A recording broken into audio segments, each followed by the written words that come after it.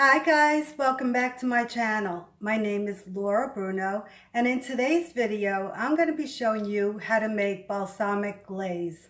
Balsamic glaze is a reduction of balsamic vinegar. You reduce it down and it becomes a syrup. It's so easy to make.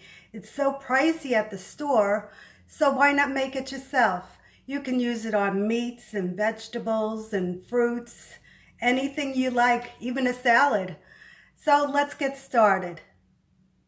So in my pot, I have 2 heaping tablespoons of granulated sugar. And I'm going to add 2 cups of balsamic vinegar.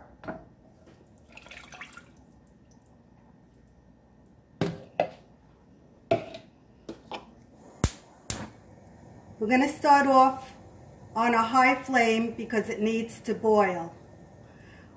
Once it boils, and I'm going to be stirring it now, once it boils, you lower the heat down to a simmer. And you let it continue to cook between 20 and 30 minutes. And I'll show you what it looks like. So right now, we're just looking for a boil. So the pot is now boiling. I'm just going to lower it. And you're going to continue to stir it occasionally. So the balsamic glaze simmered for about 30 minutes. And this is what it looks like. And you'll know when it's done because it'll coat the back of a spoon.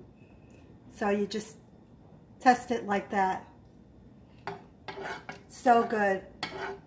So you let this cool and then you transfer it into a bottle, which I got at the dollar store, okay, or something glass with the cover, and it stores a couple of weeks. So this is what it looks like on the plate, and as it cools it will thicken up, and then you store it in the refrigerator.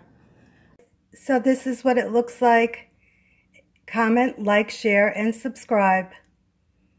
Bye guys.